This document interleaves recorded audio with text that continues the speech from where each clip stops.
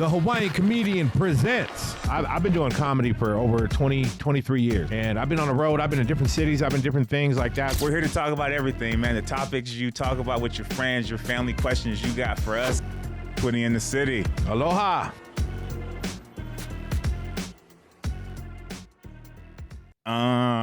HC, what it do, bruh? We back at it. Again. I know. Again. This is number 4. I know. And also, I got to give a shout out to the homie Raymond. He is a fan of the show. You know why?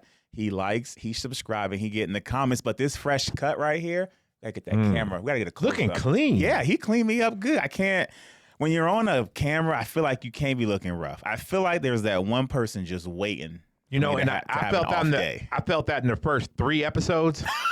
Because I watched it and I was like, what is this beanie on his head? Why is he like, what is going on? Well, you got to clean it up, make it look right. Something? Yeah, it wasn't looking good. Yeah. So, which by the way, get in the comments. We haven't forgot about you. We're going to answer some of your questions. Also, let us know if we looking a little rough and ragged. But yeah, man, shout out to Raymond. Got me cleaned up over here in the 208. Had me looking clean. See that? That's all nice on there. It's a nice line. Yeah, everything. It's hard to get right up underneath the neck. Yeah, he also gave me the straight razor.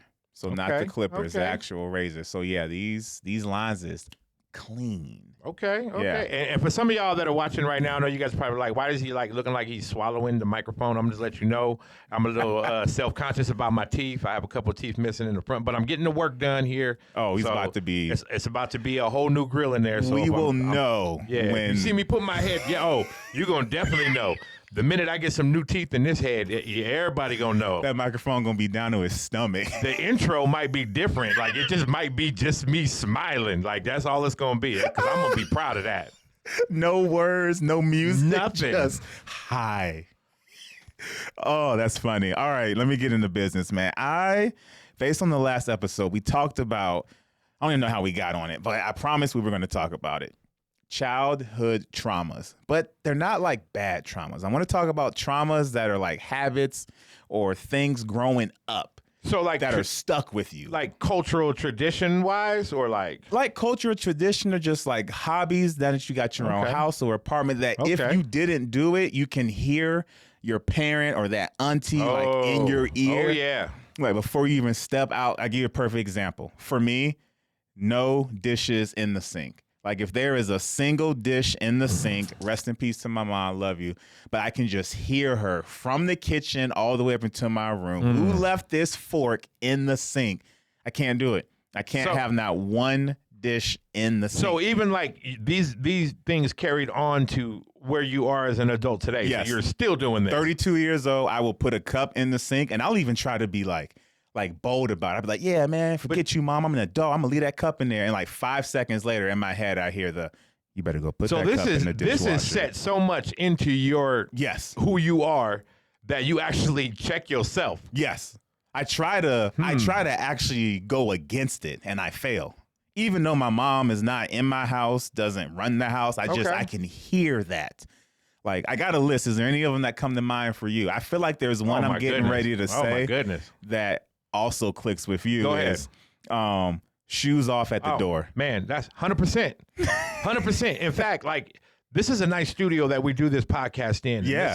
And I feel like I don't feel right with my shoes on right now. Like there's carpet here. I feel like my mom's about to open the door and the first thing she's going to look at is my feet and ask me why. Because like being Hawaiian, being Polynesian, we have things like you don't wear shoes in the house. Yep. If you walk around the house and you got shoes, I've known people to have to carry their shoes just because they knew they were about to go out the back door. Yep. So they would take their shoes off, walk through the house in socks, and then take their shoes off to go, or put their shoes back on to go in the backyard. Yeah. Growing up, we had separate shoes for separate things. So we had shoes for the garage to go to the garage to go. Were to the they side. Like slippers? They're like sliders. Okay. Yeah. So those were easier on. Yeah. I wasn't gonna put another whole shoe on and laces just to go take the trash out. So I had those shoes that were by the garage. So because I wasn't gonna walk barefoot, nor was I allowed to have the socks hit the ground of the garage. And bring them back in the house. No. So that was a no.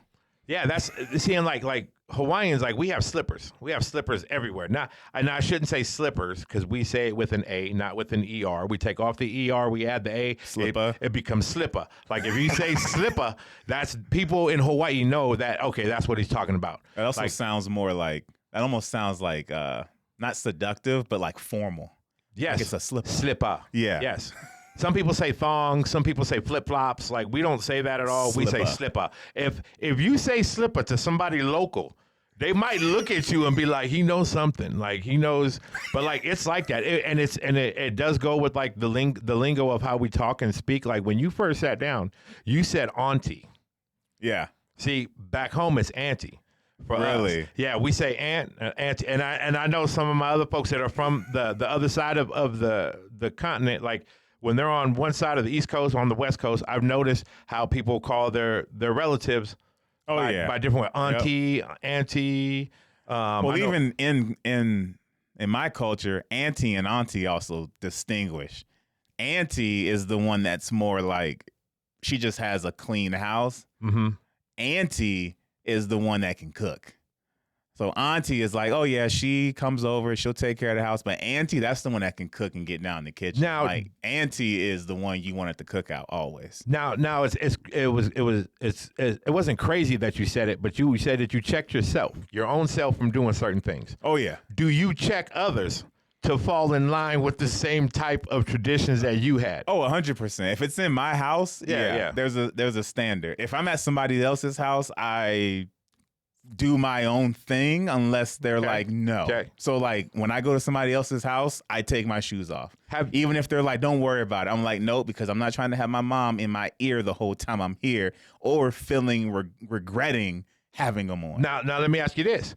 Have you ever had to defend your belief in what you, or your tradition and what you have? You ever had to explain it to somebody? There's one on here. Yeah.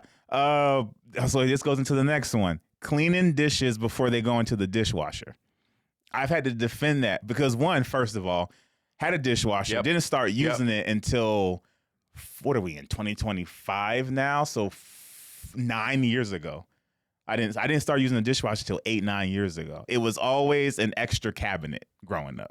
Now see, like mine, I was there when like the first dishwasher was around. Like I'm 70s baby, 80s baby. Like this. Oh yeah. So that thing was. Oh yeah. So nobody trusted the dishwasher. Like my mom always told it. Like nobody. Like you couldn't just take a dirty dish and stick it. If my mom opened the door of the dishwasher and seen that there was a plate that wasn't washed before it was put in there, whoever did that is now doing dishes that whole night. They will pull everything. My mom will pull everything out of the dishwasher and make that person come over there and wash it. And that doesn't have to just be siblings.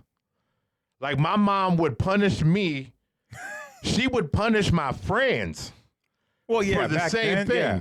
But it's like, I always felt bad though, because like, I'm sorry my mom's making you do this. Sorry my mom's doing it. Most of my friends, they were like, nah, man, this is nothing. Like, this is like. It was in the same, it's the same thing in there was a couple one of those friends like, I don't think this is right. I need to have a talk with your mom. As an adult, I want to say maybe 3-4 years ago, I had to defend about the dishwasher. And the thing was, I really didn't have much to defend. It's just a habit. Yeah. Like I can't have some like leftover gravy and a little bit of like mashed potatoes on that plate. Oh, like, no. Like, because my friend, he was like, well, you basically just cleaned it. I was like, I basically did. Yeah. Like, I probably could just put it back in the cabinet. Dude, my mom used to say the dishwasher was for sanitizing, not for cleaning. It was to give it that hot steam water after the dish was washed. That's how she used to say that's what the dishwasher is for. The fact that your mom actually even used it at all. What was in our dishwasher growing up? The nice china is where and it like stayed there, didn't it? Yep, never moved. Never. And you also never opened the dishwasher. I had a friend like that too, and I used to always I was like, because I would be in trouble if I didn't unload the dishwasher and put the dishes away. Yeah, I never had dishwasher etiquette or knowledge until I was on my own, and I was with a roommate who used the dishwasher. I was more stressed. Me and him were just hanging out. We did the whole, if you cook, I clean. If I clean, you cook. Man. And so I was up for cleaning. And he was like, oh, yeah, I put some dishes in the dishwasher, just load it back up. And I had to at 22 years old, I was like, hey, man, I don't know how this works. And he's like, oh, you're joking. He was like, I know it ain't one of the new ones because we were in a crummy apartment. He was like, it's the same, just twisted. I was like, no. Like, you don't know. I don't even know where the little pod goes. And he's like, we're the same age, didn't you? I said, I grew up with one, didn't use it. Didn't use it. The only thing I know how to is open and close it and lock it. Because sometimes we locked it so you wouldn't bump it, so it would start. See, and we didn't use our dishwasher all the time because my mom would rather have us wash, dry, and put away. And the most of the time that we use the dishwasher is when we had a lot of family over and everybody was eating and there was a lot of stuff going. Like, my mom wanted to spend more time, like the dishwasher, how she said would give us more time to visit with our family than sitting there working. But I wish I had your mom. My mom was but like, the thing was though, too, the faster you can get it done, the faster you can get your butt back out here. And my mama told me though, when we was raised, she let me know, she was like, visiting with your friends and washing dishes is still visiting. So I could still do dishes and get it done. Just now I got help. Ain't that so messed up? But my mom was good at that. My mom was so good at like taking it and turning the situation around.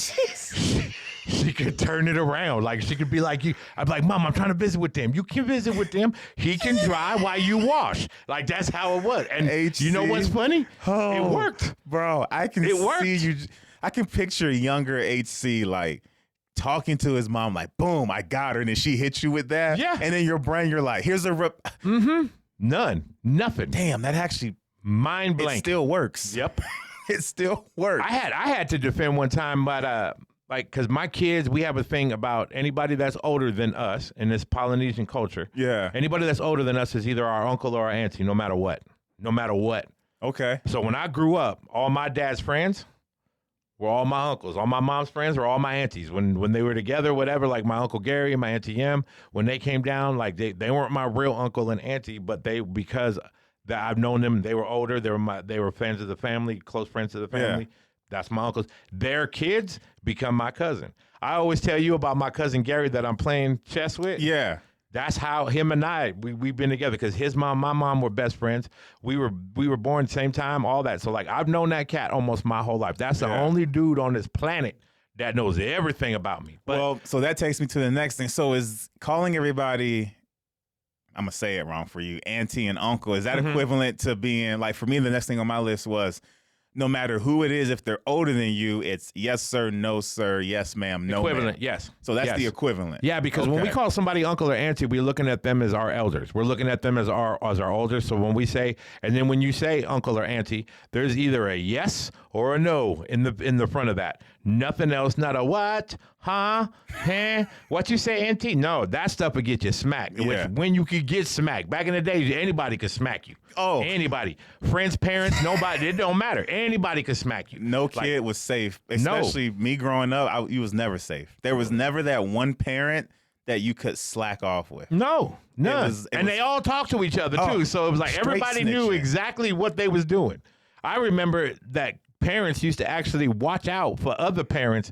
If some of the parents had to discipline their kids in the store, some other parents would be like, they'd become lookouts at the end of the aisles, like, go ahead, handle your business with him. We'll make sure nobody comes down that aisle. Oh, yeah. That used to happen. Like, that's... Kids today, they got it way too easy. Well, yeah, like I said, it was like a parent like club. It's like you looked out for. I think that's where the actual statement, it takes a village. It takes a village to raise a child, and that's true. That's like, true. Our whole neighborhood, we raised like everybody's mom in the neighborhood was everybody's mom. That's true. If you went to your friend's house, you called her mom, or you called her by her name, or you called her ma'am, or if she was part of my Polynesian culture, she was auntie. That was always auntie. Auntie Mary, Auntie Marie, auntie this, auntie that, uncle this, uncle that. It was like, yeah. Oh, so that reminds me. You just said it. So when you were calling them auntie or uncle or auntie and all that, were you allowed to use first name or was it by last name? Because for me growing up, you called nobody by their first name. We called them first name because if we called them by their last name, there was a lot of people that shared the same last name. So if I was to say auntie and the last name, like I'd have like 9 aunties turn around. And like my mom comes from a family. She has 11 sisters and 1 brother. Yeah, I mean it's the same. It's the same but for me. If I use their first name or their nickname, so like my Auntie Shirley, we would just call her Auntie Shir. Okay, I guess let me run that back. No, okay, I got it. So for me, it was growing up, family. They had to have the established relationship name in front of the first name. So for my grandma, her name was Katie Ann Green. Never just called her Katie. She was Grandma Katie, Granddaddy Bill. and sharing. Because, I couldn't just be like Grandma Twitty. Like, there's too many of us. There's too many, yeah, exactly. But if it was my friend's mom, she wasn't just Miss Dawn. It was Miss Quick. And if you ever, I remember my friend called his mom Dawn, and I thought I was getting ready to go to her funeral that day. Yeah, no, okay, now in that instance, yes, yeah. Because you meet the parents, like when you meet your friend's parents and stuff like that, that's Mr. and Mrs., Mrs. and Mr., and you say that. But like I feel like today, like these kids don't even do that. Like nobody does that anymore. I've had like, you know, my kids' friends come to the house and they're like, hey, what's up, Sean? I'm like, what's up, Sean? Bro, I am 32. I've been married to my wife going on 7 years. In the last 2 years, I just started calling my mother and father-in-law by their first name solely. I still was going Mr. Rick, Miss Lisa. Man, even when I say it now, I make sure, because the other thing too don't sound right, do it. Well, no, because also it was about the tone. I think that's why as a kid, you wasn't allowed to say anybody's first name because you would be sassy with it. You know what's funny? Like you said, it'd be like, what's up, Sean? It had to be like, no, what's up, Mr. Peabody? Yeah. It had to be like that. Yes. Because when I say it now, it's like, hey, Rick, hey, Lisa. I like try to make sure it's like happy. What's funny is like sometimes the youngsters that I do see today that come up, and if I'm standing next to my dad and I hear, hi, Mr. Peabody, like right now we both turn and look like. We both look, and they have to like identify. No, I was talking to you, which is funny because like nowadays it's like, yeah, some of these kids, like I meet some of my kids' friends when they bring them to the house, and they're like, hey, I actually made the young man go outside and try again. And I don't know if that's just because I'm old, but when he came in and he was like, hey, what's up, Sean? I was like, what's up, Sean? No, go back outside, try it again. And even my kids looked at me like, Dad. I'm like, Dad, what? Move. Like, and I, boom, went outside, shut the door. It made him ring the doorbell. Doorbell rang, ding dong. I was on the inside. Who is it? Who is it? And they ding dong, opened the door, and they said, hello, Mr. Peabody. Hello, come on in. Take your shoes off first before I break your feet. Yes. That's funny. Okay, I got two more. What's the other one? Oh, this one I do to this day. I do it with my wife. You stay out the kitchen while someone's cooking.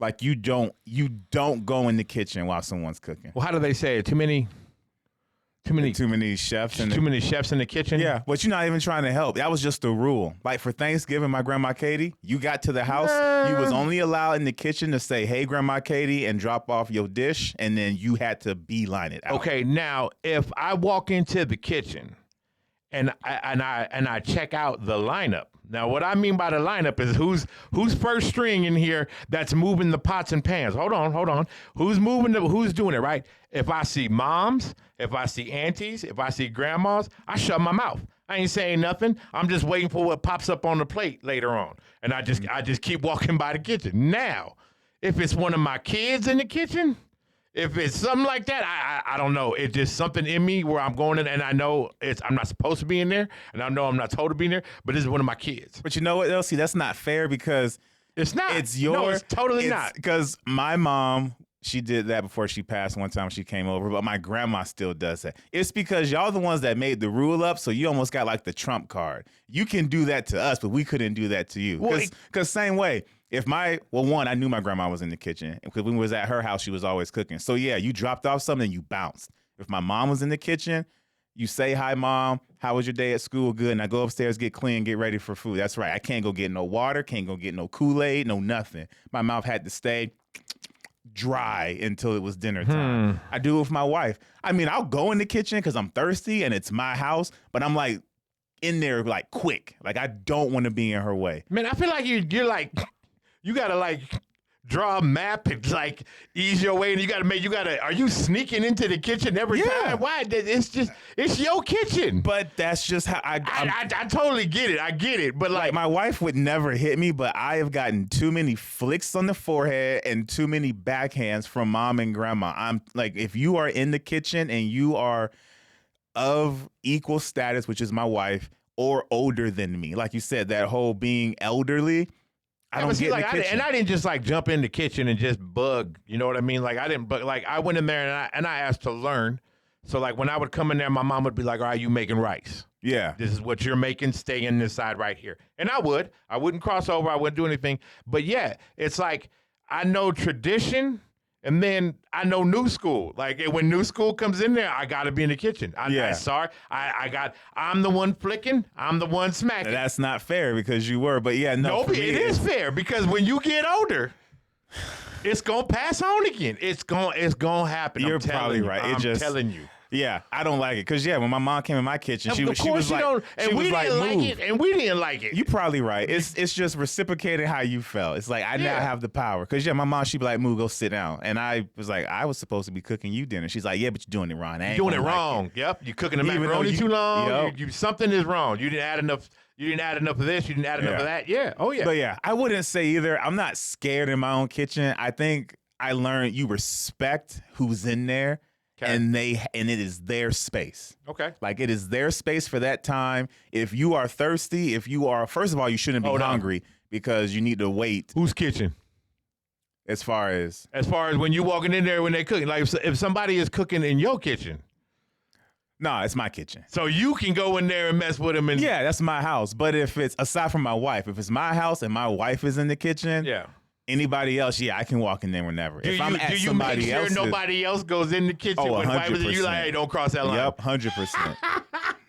100%. You don't know what you're doing. Get away. Get away. See, that's what I'm saying. If anything, I'll take the blow. It's like what you need. You need water. I'll get. Well, because then I got to play that card. You know exactly. Yeah, but you know when you can step in there, you can be like, now you got to wait till halftime. You got to wait till halftime. She's doing something right now, so let me know what you need, and when I got a chance to. I'll work it out with the general and see if I can. Plus, I know where the plastic cups are and the glasses are, and the glasses are right by the stove. And so I know, like, if my wife is over in the stove area and the glasses are to the right, get out her way because she might be trying to pour something. She needs to put it in the sink. Now, if you're wanting a plastic cup, I can always go in there because that's in the pantry side. And the pantry side is away from the whole kitchen, stove, and sink area. So, in my house, I'll go take the blow because I know everything. I don't want to be that guy. Right. I don't want to be that guy on the couch. Just like, oh, yeah, let's go in the kitchen. My wife's in there. To the right of the stove. Oh, my bad. You wanted a tall glass. Yes. That'll get you kicked. That'll get you killed. My wife will kill you, and then I'll get killed. So that's a no-no. You got to go through trial first. Oh, yeah. I got to see how the situation is. I got to feel that. But if I'm at somebody else's house, I'm not stepping in. That's your kitchen. If I'm thirsty, I'm going to wait till you ask me for some water. When I bite into your chicken and it don't taste right, I'm going to look up. I've done this once, and that's only because it was a good friend of mine. Uh-oh. Now, me and my buddy, we used to always go out and we used to always like battle with the grills and stuff. Like we go to his house, he grill, he come to my house, I grill, and we go back and forth with it. Now, if that's your thing, I'm gonna leave you alone because it's your house, that's your grill, that's your stuff. But if something don't taste right, if you a close friend of mine, I tell you. Oh, 100%. I will eat the food in front of you, look you in your eyeballs, and be like, something missing. This ain't right. 100%. This ain't right. And it's fun.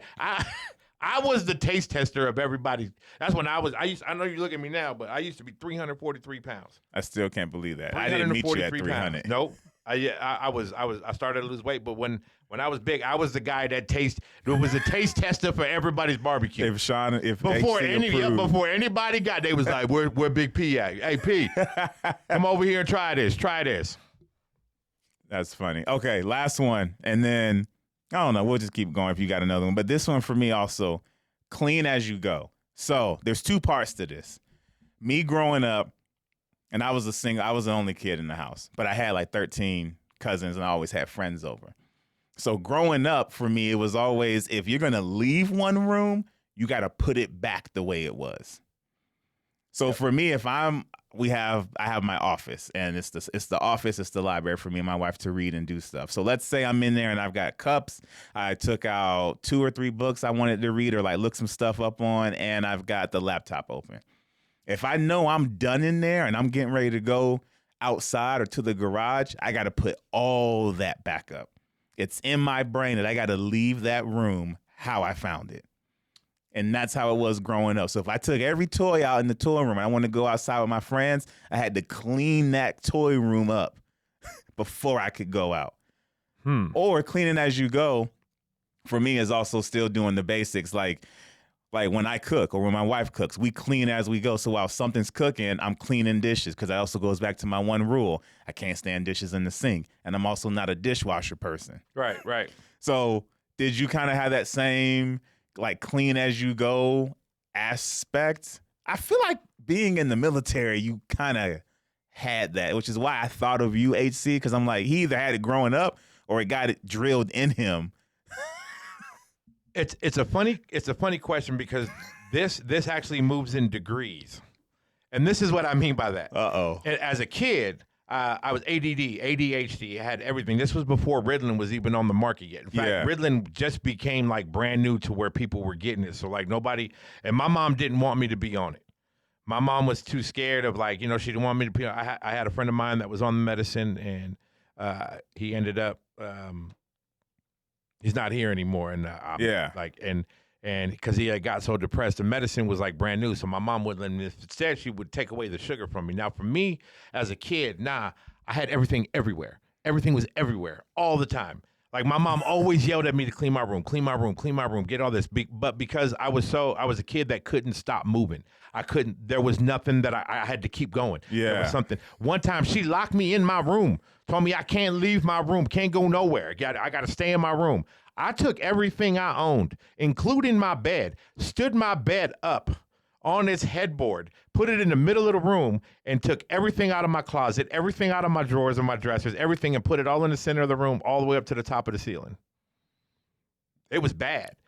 But from then, my dad was military, so my dad always had his ways that he kept things, like his tool, his workshop, everything was on there. But that was what, like, the military ways that he had, because he was in the Navy, so he had certain ways that he kept his tools. Like, I don't know if you know those toolboxes or those tool things, with the pegs, and you put all the stuff on the peg. Oh, yeah. And some people back in the day, they had it, like, drawn out, so you could tell what wrench went there and what hammer went the hammer. My granddad was like that. He was Navy. But when I got to the military, my dad made me do it, and I thought my dad was just being mean, making me go back and do shit over again, because he was just trying to build into me, if you become repetitive, then it just becomes reflex. Yep. And that's what he was trying to build into me. But me, I took it as like he was just being a mean ass. Like I was like, but when I got to the military helped me understand that if I kept it in a neat place, in a neat way, then I never would be looking for stuff. Yeah. So now it's like the phrase, you don't got to get ready if you stay ready. Yeah, exactly. So now, like, you've seen my desk, you've seen the way I keep, like, my stuff is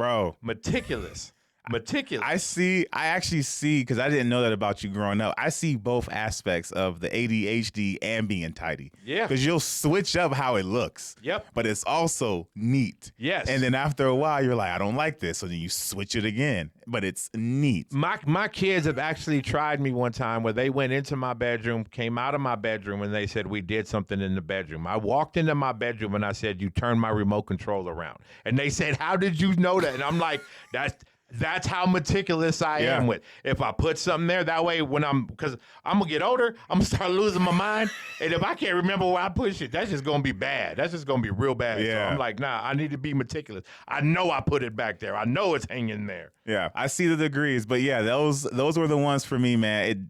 I'm 32 years old right now. And a lot of it is, like you said, thought my mom, my granddad, and my dad were just trying to like be annoying, but it's like it's in me. Made sense. I cannot leave without doing that. The other one for me, real quick before we dip out, is I cannot leave lights on in a room. Not one? Not one. Like if I'm What about a nightlight plugged in? Nope. I've done this before. I've actually took a shower. Really? I've actually taken a shower knowing that I just opened the door so the steam will come out. I'll shut the light out, go put my clothes on, go grab water, go back and turn that light on. What? I don't know what it is about me. And you can't just leave the light on, leave the thing, come back. As long as you coming back, like nope, you just can't do it. I can't do it. And that's again. It's gonna make it sound like my mom like abused me, but she just ingrained in me like you're done in there. Turn it off. Yeah, I'll tell you what. You get that electricity bill, it's only $3. Be like, thanks, Mom. I think that's why she also did it. She's like, I don't care if you gone for 5 seconds. That's 5 seconds we can cut off some pennies. pennies turn to dollars and dollars turn to more. But don't make dollars, it don't make sense. Exactly. But this does make sense. Hit that like, hit that follow, hit that subscribe button. Getting them comments. You're already in there. Again, shout out to Raymond for the nice cleanup. You got cleaned up. Who cleaned you up? This me. This all me right here. All right. Shout out to HC by HC. No, actually, HC is by his son. This is Devin. This is my oldest son. He's a barber down here in downtown, and like Heck he came yeah. over. He looked at me and he just said it's bad. Like sometimes, like when you get old, sometimes you just don't even pay attention. My son just looked at me and said, "You know what, Dad? Just shut up. Just sit down." Pulled out, came in the house, had his bag, put his little apron on, put the thing on me, put my thing. He was like, "Just keep it, shave me up, clean me up on the head." I was like, "Thank you." He was like, "Come on, Dad, I can't be walking around like that." Nah, like I said, he So knows. big shout out to my son. Yeah, Devin. shout out to the son. Shout out to Raymond. Hit that like, hit that subscribe button. And until next time, I almost said next week. I don't know when you're listening. Until next time, HC and Twitty in the city. We out. Aloha.